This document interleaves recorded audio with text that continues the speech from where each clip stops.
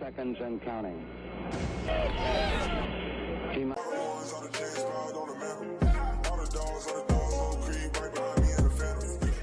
Hey, what's good, guys? Clutch Entertainment here, back in another video. And for today's video, I'm going to talk about the Houston Texans. We're doing a mock draft, a pre-free agent mock draft, actually. And it's pretty much just going to be a mock draft, like before we officially start signing players, we start filling in positions. And positions that I think we might be filling in are probably defensive tackle, Christian Wilkins. Definitely could be signing a running back, whether that be Saquon, whether that be DeAndre Swift or Tony Pollard.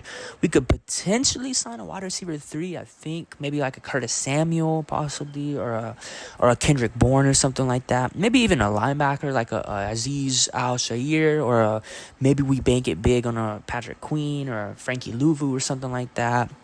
But yeah, this is going to be a pre-free agent mock draft. And we're actually going to be uploading a couple of videos today. Of course, we signed Foley Fatukasi, so make sure you look out for that video. And then we're also going to be making a video on Christian Wilkins. There's been some recent developments, and it looks like Houston is one of the top 2 or 3 teams that's heavily interested and have a strong chance at possibly signing Wilkins. And yeah, let's just get right into the mock. And at 23, first of all, I'm not going to be doing no trades in this mock. It's going to be a straight 3-round mock. So no trades, nothing longer than 3 rounds. It's going to be a pretty quick, fast mock. I mean, we're probably going to be doing a lot more. Still, like 4 or 5 weeks of the draft, or actually more than that. Shoot, am I thinking? Like 7 weeks of the draft, I think. So a lot of time to be doing more mocks. But yeah, let's get right into it. So at 23, I'm choosing Brian Thomas Jr. And, I mean, his play speaks for himself. What is he, 6'3"? Or no, yeah, he's 6'4". He had 17 touchdown receptions this past season. So he's a big play machine. He had over 1,200 receiving yards. I think he had like 1,300 to be exact, somewhere around in that 1,300 range. So he's a big play machine. And a lot of his touchdowns, they came on 20-yard plus throws. And what's C.J. Stroud really good at? Deep balls, intermediate balls, stuff like that. And giving him a big target at 6'4", who's a touchdown machine, led the nation on touchdown receptions. I mean, I think that's a perfect fit, perfect match. When you add in Brian Thomas Jr. to a wide receiver room that already has Nico Collins, that already has Tank Dell, and then as a third option, you bring in Brian Thomas Jr., big play specialist, just get the ball in his hands, watch him work. Now, there is some concerns about him. Something about his hands, something about his route running. But personally, I think he's going to be a pretty solid NFL receiver. I don't think you're drafting him hoping he's going to be a wide receiver 1. And I don't think that's really his game. I think his game is going to be a complimentary number 2.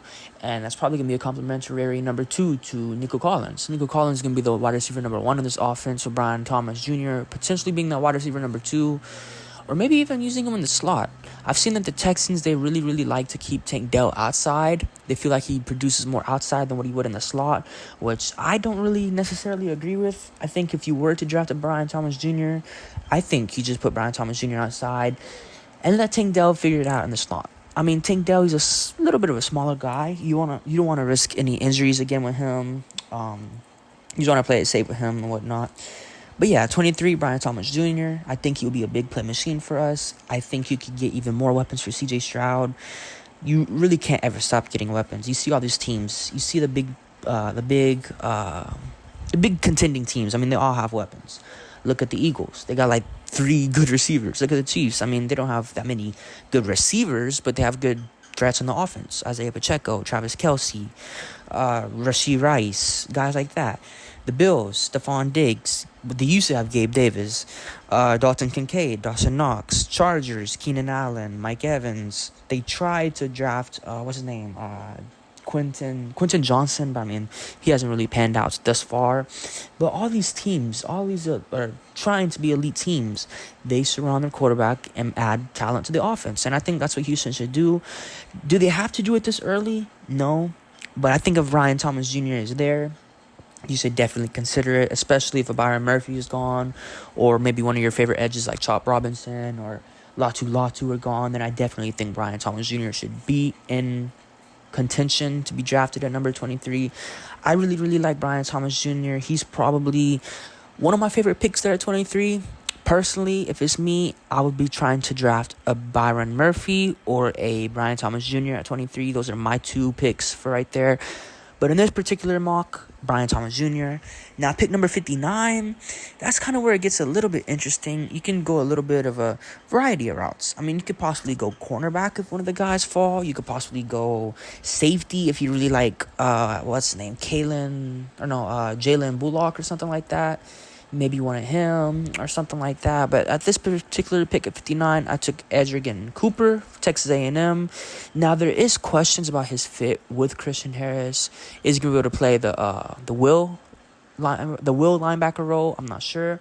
A lot of people say that he kind of plays the way Christian Harris does. And, I mean, I don't really see the problem with that. And I definitely do think he has a little bit of his own style. I do think he could play the Mike position. That's kind of the thing with Patrick Queen as well. I mean, a lot of the talk is, how does he mesh in with Christian Harris? He can't be a proper Mike, this and that.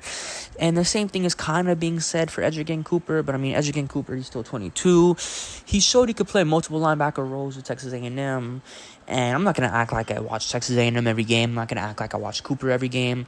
But from the little clips and highlights that I've seen, I mean, he looks like he could play multiple positions. He has a speed. He has a good hip power. He can tackle. He's good at bringing down the runner. Now, pass coverage, that's probably where it gets a little bit, I'm not going to say tricky, but of course it feels like most linebackers nowadays, they're coming into the league. They're getting better and better in pass coverage. But for Cooper, I'm not sure if that's necessarily the case. I mean, of course, he's decent in pass pro, but I feel like more of his game is stopping the run and stuff like that. But yeah, at 59, I took Edgerrin Cooper. I felt like at that pick, it was the best value. Cooper has a chance to even go in the early second round. So, I mean, getting him towards the end of the second, I feel like that would be good value if he was to end up there. But yeah, I just felt like it was the best value at the pick right there. But at 86 in the third round, I took Cameron Kitchens. Now, this is kind of another thing where it's like he was just the best player available type of thing. And that's what I think Houston is and should do. But I feel like it also fills in a position. When you look at the safety position for the Houston Texans, they have Jalen Petrie and they have Jimmy Ward, and they just re-signed Eric Murray. But neither of those three guys really scream starter. I mean, Jalen Petrie, he had a pretty down year this past season. Wouldn't surprise me if they move him around to the slot, move him around in different positions next season, try to get him more involved, because he just wasn't that good at safety. And of course, Jimmy Ward, he was hurt for felt like more than half of the season. And he just wasn't even that good when he was playing. So getting another safety, whether that be in free agency or the draft, I feel like it's a pretty big necessity. And getting Kitchens at 86, I feel like that would be pretty good value. He's 21. He's going to turn 22 around the start of the season, September 29th, actually. There's been a lot of talk about how he could be going early, he could be going late. There's a lot of different people that are high on him and some people that are not as high on him. Again, I'm not going to act like I watch all of these players' tape or games or anything like that. I'm just a normal fan. I mean, I'll watch college games, I'll watch different highlights and stuff. I'm not going to act like I watch every single play for these guys. But from what I do see, just different highlights and mixes and stuff, it seems like he's more of a free safety, which is kind of what we need. Jalen Petrie was supposed to be that free safety, but as I've said, he hasn't had the best season this past year. Isn't the best safety in general, I don't think. He would probably be better in the slot. So getting a true natural safety in Kitchens, I feel like that would be good. But yeah, I mean, 3-round mock draft, pretty quick. I didn't really go into depth too much. I mean, I just wanted to make a quick little video pre-free agency, get some quick little thoughts out, different things. Some free agent thoughts before free agent starts tomorrow. I think we're going to end up signing Christian Wilkins. I think that's probably what it's going to end up being. It feels like we filled out the other defensive tackle spots. We already have 3 defensive tackles, and we're just going to sign that major number 1 in Christian Wilkins. Other talks, I guess, running back. Aaron Wilson's been putting out some good reports. He doesn't think that we might bring back Devin Singletary. I worded that wrong, sorry. He thinks that there's a chance that we don't bring back Devin Singletary.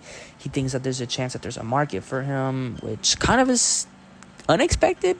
I thought we would have for sure brought him back, especially if we don't sign at Saquon Barkley or something like that. But, I mean, I don't know. There's a lot of talks, a lot of rumors, a lot of different reports going on right now. But let's see. Free agency is going to be fun. Officially starts on Wednesday this week, but you can start agreeing to deals verbally tomorrow.